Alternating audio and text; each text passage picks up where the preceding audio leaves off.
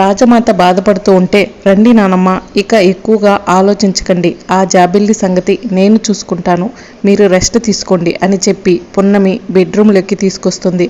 ఇక అప్పుడే పృథ్వీ వెళ్ళి, అవును రాజమాత, జాబిల్లి గురించి మీరేం టెన్షన్ పడకండి, పౌరా పట్టాన్ని రాసిచ్చారు, కానీ మీకు హక్కు లేదని అధికారం లేదని అనటానికి ఎవరూ లేరు. మిమ్మల్ని ఇంట్లో నుంచి బయటికి గెంటేసినందుకు రేపొద్దున జాబిల్లికి నోటీసులు పంపించబోతున్నాను, అది కూడా మీకు ఇష్టమైతేనే రాజమాత అని చెప్పి పృథ్వీ అంటాడు. ఏంటి, జాబిల్లికి నోటీసులు పంపిస్తావా పృథ్వీ? చూసేవాళ్ళు ఏమనుకుంటారు? ఆస్తి కోసం తండ్రిని నానమ్మని ఇంట్లో నుంచి బయటికి గెంటేసిందని తలా ఒక మాట మాట్లాడతారు. మా పొరువంతా పోతుంది పృథ్వీ, వద్దు అని చెప్పి రాజమాత చెబుతూ ఉంటుంది. అలా అని చెప్పి జాబిల్లి వదిలేస్తారా నానమ్మ?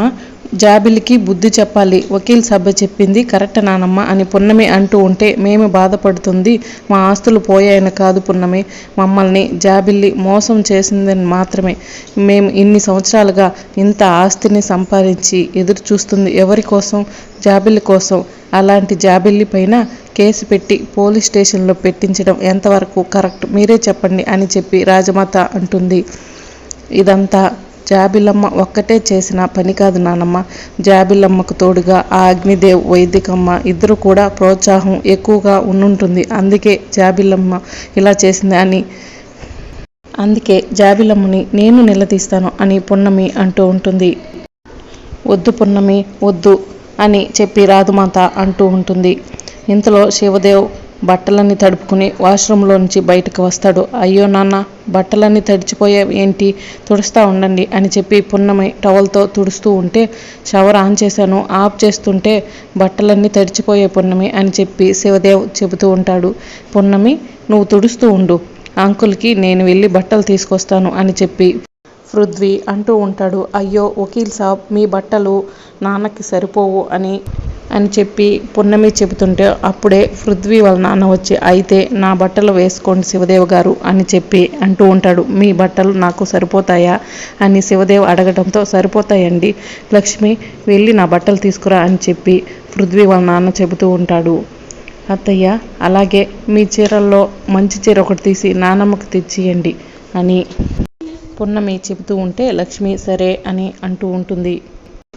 రాజమాత గారు, మీకు ఇచ్చే ఎంతతి గొప్పవాళ్ళు అయితే మేం కాదు, కానీ ఏం చేయమో, మీరు మా ఆశ్రయం కోరి వచ్చారు, మీకు బట్టలు ఇవ్వడం మా బాధ్యత అని చెప్పి లక్ష్మి వెళ్ళి పాత బట్టలు తీసుకొచ్చి రాజమాతకు శివదేవ్కు ఇస్తూ ఉంటుంది.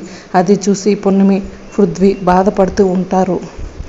ఏంటి రాజమాత గారు అలా చూస్తున్నారు, మేము కట్టుకునే బట్టలు మీకు ఇచ్చారని బాధపడుతున్నారా ఏంటి?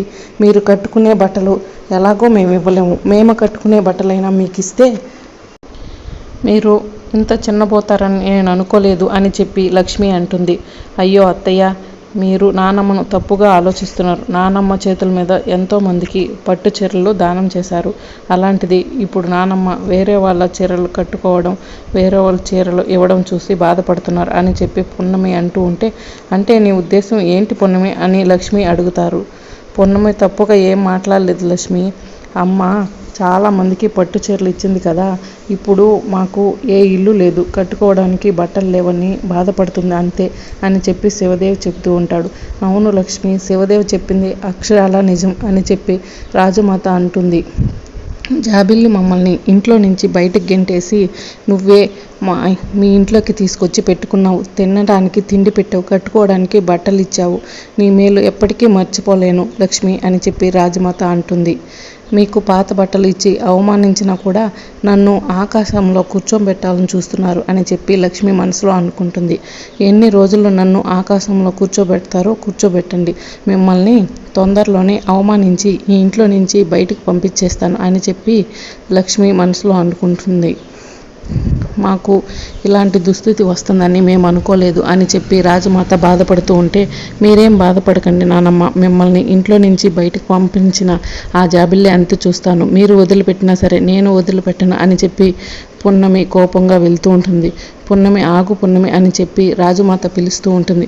నానమ్మ ఎవరు చెప్పినా కూడా ఈ విషయంలో నేను మిమ్మల్ని నాన్నని ఇంట్లో నుంచి బయటకు గెంటేసిన హక్కు వాళ్ళకి లేదు అని చెప్పి పున్నమి అంటూ ఉంటే, ఏంటి పున్నమి ఇప్పుడు వెళ్ళి వాళ్ళని నిలదీస్తావా, వాళ్ళంతా చూస్తావా, మొన్న మాటలతో చెప్పి ఇంట్లో నుంచి బయటికి గెంటేశారు, ఈసారి 4 దెబ్బలు వేస్తారు, వెళ్ళు వాళ్ళతో తన్నులు తినరా అని చెప్పి లక్ష్మి అంటుంది. అయినా సరే వాళ్ళు ఏమన్నా సరే నాన్నకు అన్యాయం జరగనివ్వను, వాళ్ళకి నేనున్నాను అని చెప్పి పున్నమి అంటూ ఉంటుంది. వద్దు పున్నమి, ఇప్పటికే మా కోసం చాలా చేసావు, ఇంకేం వద్దమ్మా అని చెప్పి రాజమాత అంటుంది. లేదు నానమ్మ, మీకు అన్యాయం జరగనివ్వను, ఇప్పుడే వెళ్ళి ఆ జాబిల్లి అంతు చూస్తాను అని చెప్పి పున్నమి కోపంగా అక్కడి నుంచి వెళ్ళిపోతుంది. ఇక లక్ష్మి ఒంటరిగా కూర్చుని ఆలోచిస్తూ ఉంటుంది. అప్పుడే లక్ష్మి ఫోన్ మోగుతూ ఉంటుంది. ఇదేంటి, అగ్నిదేవ్ నాకు ఫోన్ చేస్తున్నారు అని చెప్పి, హలో అగ్నిదేవ్ గారు అని చెప్పి మాట్లాడుతూ ఉంటుంది. అత్తయ్య, నేను జాబిల్లిని మాట్లాడుతూ ఉంటుంది. జాబిల్లి ఇంకా నన్ను అత్తయ్య అంటుందంటే మా పృథ్వీ మీద మనసుంది, మా పృథ్వీని పెళ్లి చేసుకోవాలనుకుంటుంది అని చెప్పి లక్ష్మి మనసులో అనుకుంటూ ఉంటుంది. ఏముందమ్మా, నువ్వు ఇంట్లో నుంచి బయటకు గెంటేశావు, సంత నా నెత్తిన పడ్డది, వాళ్ళందరికీ సేవలు చేయలేక నేను చేస్తున్నాను అని చెప్పి లక్ష్మి అంటూ ఉంటుంది. సరే అత్తయ్య, ఉంటాను అని చెప్పి జాబిల్లి ఫోన్ కట్ చేస్తుంది.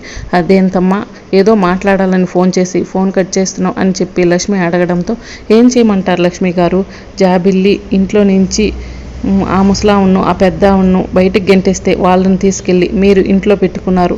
ఇక జాబిల్లి మీతో ఏం మాట్లాడుతుంది అని, ఈరోజు కాకపోయినా ఏదో ఒక రోజు జాబిల్లి అత్తారల్లు అదే కాబట్టి జాబిల్లి ఆ ఇంటికే వస్తుంది. అలాంటిది వాళ్ళు ఆ ఇంట్లోనే ఉంటే జాబిల్లి ఎలా వస్తుంది అని చెప్పి వైదిక అంటూ ఉంటుంది. వైదిక గారు, ఏంటి ఇంకా మీరు మాట్లాడేది, జాబిల్లికి మా పృథ్వీ అంటే ఇంకా కూడా ఇష్టమేనా అని చెప్పి లక్ష్మి అడుగుతుంది. ఇష్టం కాబట్టే కదా పెళ్ళంటూ చేసుకుంటే పృథ్వీని చేసుకుంటా అని చెప్పి మొండిపట్టు పట్టింది అని చెప్పి వైదిక అంటూ ఉంటుంది. కానీ వాళ్ళ పెళ్ళిని నువ్వే జరగనిచ్చేటట్లేవు లక్ష్మి అని చెప్పి అగ్నిదేవ్ అంటాడు. అదేంటి అగ్నిదేవ్ గారు అలా అంటున్నారు అని చెప్పి లక్ష్మి అడుగుతూ ఉంటే, మరి ఈ ఇంట్లో నుంచి బయటకు గెంటేసిన వాళ్ళను మీ ఇంట్లో పెట్టుకున్నారు.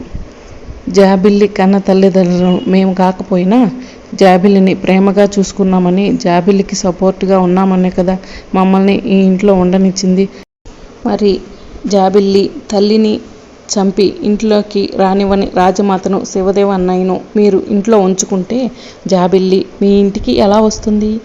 ఇప్పటికైనా అర్థమైందా ఏం చేయాలో అని చెప్పి అగ్నిదేవ్ అనడంతో, అర్థమైంది అగ్నిదేవ్ గారు, మీరు చెప్పినట్లుగానే రాజమాతను శివదేవ గారిని అవమానించి మరి నా ఇంట్లో నుంచి బయటికి గెంటేస్తాను అని చెప్పి లక్ష్మి అంటుంది. అగ్నిదేవ్ గారు, ఒక్కసారి జాబిల్లికి ఫోన్ ఇవ్వండి, జాబిల్లితో మాట్లాడాలి అని చెప్పి లక్ష్మి అంటుంది. ఇక జాబిల్లికి ఫోన్ ఇవ్వగానే, జాబిల్లి మర్చిపోయాను ఇందాకలా చెప్పలం, ఆ పున్నమి నీ అంత చూస్తాను అని చెప్పి ఇంటికి వచ్చింది అని చెబుతూ ఉంటుంది లక్ష్మి. రానివ్వండి ఆంటీ, దాని సంగతి ఇక్కడికి వచ్చాక చెప్తాను అని జాబిల్లి ఫోన్ కట్ చేస్తుంది. ఇక లక్ష్మి ఒంటరిగా కూర్చుని, ముందు ఈ సంతనంతా బయటకు గెంటేయాలి, అప్పుడే పృథ్వీని పున్నమిని విడదీయడానికి వీలు కుదురుతుంది, అప్పుడే పృథ్వీకి జాబిల్లికి పెళ్లి చేయడం మంచిదవుతుంది, నా కొడుకు రాజవంశానికి అల్లుడవుతాడు, ఎంచక్కా ఈ పున్నమి అడ్డు రాకుండా ఉంటే నా కొడుకు జాబిల్లికి పెళ్ళి అయిపోయేది, చక్కగా రాజవంశంలో సెటిల్ అయిపోయేవాళ్ళం అని లక్ష్మి ఆలోచిస్తుంది. ఇక పున్నమి కోపంగా రాజ్మహల్కి వెళ్ళి జాబిల్లి అని చెప్పి గట్టిగా పిలుస్తుంది. ఏంటి మళ్ళీ సిగ్గు లేకుండా ఏ మొహం పెట్టుకుని ఇక్కడికి వచ్చావు అని చెప్పి జాబిల్లి అడుగుతుంది. సిగ్గులేంది నాకు కాదు నీకు, వీళ్ళని అడ్డు పెట్టుకుని పెద్ద వయసుని చూడకుండా నాన్నను ఇంట్లో నుంచి బయటకు గెంటేశావు, ఇప్పుడు ఎవరికి సిగ్గులేదు అని చెప్పి పున్నమి అడుగుతుంది. నా తండ్రిని నీ తండ్రిని చేసుకున్నావు, నీ హక్కుని చేసుకోకో అని నేను ప్రేమించి పెళ్లి చేసుకున్న పృథ్వీని నువ్వు పెళ్లి చేసుకున్నావు, ఇంకా ఏం మిగిలింది, ఏం తీసుకెళ్ళాలని వచ్చావు అని జాబిల్లి అంటుంది. నేనేమీ తీసుకెళ్ళడానికి రాలేదు, నువ్వు చేసింది కరెక్ట్ కాదని చెప్పడానికి వచ్చాను అని చెప్పి పున్నమి అంటూ ఉంటుంది.